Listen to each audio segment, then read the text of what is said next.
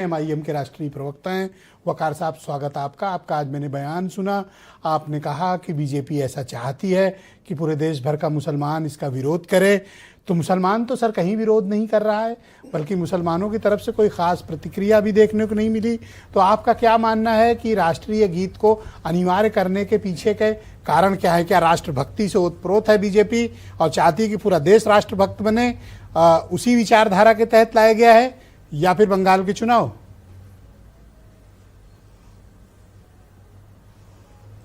नहीं, आपकी तरह हम नहीं सोचते हैं सर। हमारा विचार, हमारी सोच आपसे अलग है। बीजेपी राष्ट्रभक्ति से ओतप्रोत नहीं है, बीजेपी राजनीति से ओतप्रोत है।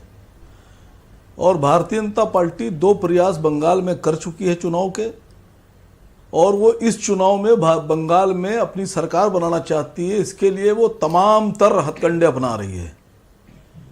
उन्हीं सिलसिले में एक ये वंदे मातरम का अनिवार्य जो किया उन्होंने, उसी सिलसिले में कड़ी में देखिए इसको। भारतीय जनता पार्टी की पूरी कोशिश ये है कि हिंदुस्तान का प्रत्येक मुसलमान इसका विरोध करे। तो जब मुसलमान विरोध करेंगे तो बीजेपी को लगता है कि हिंदू मुसलमानों के विरोध के बाद बीजेपी में ही रहेंगे और बीजेपी की और ताकत बढ़ जाएगी। बीजेपी ये भी चाहती है कि तमाम जो सेकुलर दल हैं, उनके जो हिंदू लीडरान हैं, वो भी मुसलमानों के साथ खड़े हो जाएं और वंदे मातरम का विरोध करें। फिर बीजेपी अपने हिंदू वोटर्स से और हिंदू समर्थकों से कहेगी, साहब देखिए ये भी मुसलमान हैं सब। किसी को नमाजवादी पार्टी कहेंगे, किसी को मोहम्मद राहुल कह देंगे, किसी को कुछ कह देंगे, और वो ये दिखाने की कोशिश करेंगे कि सारी पार्टियां मुसलमानों की हैं और तुम हमारे साथ आ जाओ। लेकिन ऐसा होने वाला नहीं सर। एक मैं छोटी सी बात बताऊं आपसे, जो लोग भी वंदे मातरम का विरोध कर रहे हैं, उनको मैं बताना चाहता हूं कि सबसे पहली बात तो इस्लाम इतना कमजोर और इतना मतलब छोटा मजहब नहीं है कि वो जरा से में खतरे में पड़ जाए। इस्लाम खतरे में नहीं पड़ेगा। 1400 साल से मजबूत साल हर साल मजबूत होता चला आ रहा है। तो इतनी सी बातों से खतरे में नहीं पड़ता है। एक बहुत अहम बात ब्रजेश भाई बता दूं कि बहुत से लोग जो वंदे मातरम का विरोध इसलिए कर रहे हैं कि हमारी क्या मूर्ति पूजा वर्जित है। वाकई मूर्ति पूजा वर्जित है, हम मूर्ति पूजा नहीं कर सकते। लेकिन बहुत से लोग ये विरोध कर रहे हैं कि साहब हमारी क्या मूर्ति पूजा नहीं है, हम पूजा नहीं कर सकते। मैं उनकी बहुत सी वीडियो और फोटोग्राफ, उनमें से बहुत से लोगों की आपको दिखा दूंगा, कई जगह तो भेज दूंगा। वो खुद पंडालों में और आरती में और जुलूसों में और मंदिरों में खड़े होकर पूजा कर रहे हैं और करवा रहे हैं। तो अगर मूर्ति पूजा वर्जित हो तो वहां अगर वर्जित हो तो यहां क्यों करवा रहे हो? पंडाल में खड़े होकर नारे क्यों लगा रहे हो? माला पहन रहे हो, और ये काम मुसलमान कर रहा है सर, ये जो आप बता रहे हो? तो सर वही मैंने आपसे कहा, कई जगह तो मैं वीडियो दे दूंगा आपको, मैं फोटोग्राफ दे दूंगा आपको। बहुत से लोग ऐसे हैं जो विरोध भी कर रहे हैं उसका और ये खुद भी कर रहे हैं। दूसरी सबसे बड़ी बात, इस्लाम में सर बहुत सी चीजें हराम हैं। खाना पीना, कई चीजों का, कुछ सुनना, कुछ देखना, कुछ करना, बहुत सी चीजें हराम है सर। मैं अपने उलमाए दिन से कह रहा हूं, हमारे यहाँ तो शराब हराम है सर, और कितने लोग पी रहे हैं।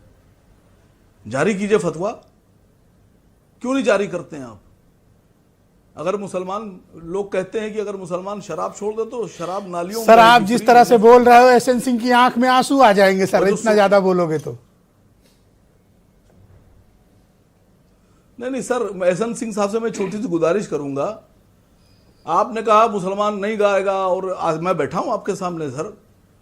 आप 3 काम कर दीजिए। जैसे आप लोग पहले नारा लगाते थे कि भारत में रहना है तो वंदे मातरम कहना है, मुसलमानों पर आपने शर्त रख दी कि अगर यहां रहना है तो वंदे मातरम कहना है। मैं बड़ी जायज और छोटी छोटी शर्तें रख रहा हूं, एसएन सिंह साहब के बस में भी हैं, कर भी सकते हैं।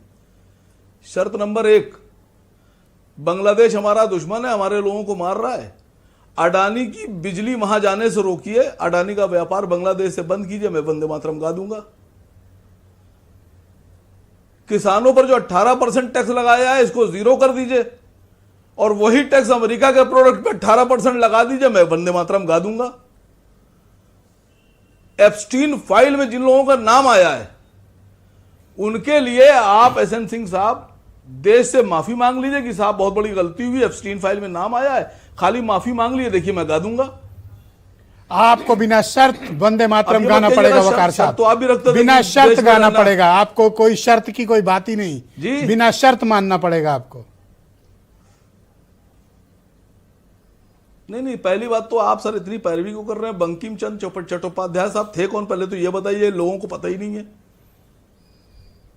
कि वो तो बंगाल में अंग्रेजों की नौकरी करते थे, डिप्टी मजिस्ट्रेट थे, और वंदे मातरम लिखने के बाद उनका प्रमोशन हो गया। सर मैं एक छोटा सवाल पूछ रहा हूं, सर इसका मतलब कि आप वंदे मातरम का खुला गा रहे थे, विरोध कर उनको रहे सजाए हो। मौत। अब तो ये बात क्लियर हो गई कि आप वंदे मातरम का खुला विरोध कर तो रहे हो। लीजिए सर, जब अरे रचयिता सर, पर आप आपका ही ये कह दीजिए, स्टेटमेंट है, जिन लोगों का नाम एप्स्टीन फाइल में आया उनकी तरफ से नहीं, उनके लिए माफी एप्स्टीन मांग कहां लीजिए, से आ आप ही गया? कहने पर मैं गा दूंगा। आप बताइए माफी कि मांग वंदे लीजिए। मातरम आप कब गाएंगे, और आप नहीं गा, कोई शर्त नहीं चलेगी। सरकार का हुक्म है आपके लिए कि आपको गाना पड़ेगा, आपको वादन करना पड़ेगा और आपको उसके सम्मान में खड़े रहना पड़ेगा। सरकार ने आपको हुक्म दिया है। मैं आपसे मना ही नहीं कर रहा हूं, मैं तो कह रहा हूं सर आप एप्स्टीन फाइल के लिए माफी मांग लीजिए, देखिए मैं गाता हूं। कोई शर्त नहीं है सर, 18% ये टैक्स देश के लिए नियम है और आपको मानना पड़ेगा, बाध्यकारी नियम है आप पर। नहीं तो सर आप इतना पैरवी काय कर रहे हैं, सिंह साहब से कहिए। थैंक यू सर, धन्यवाद सर, बहुत शुक्रिया। वीरेंद्र जी भी इस कार्यक्रम में आ चुके हैं। वीरेंद्र जी स्वागत आपका, तो बताइए वंदे मातरम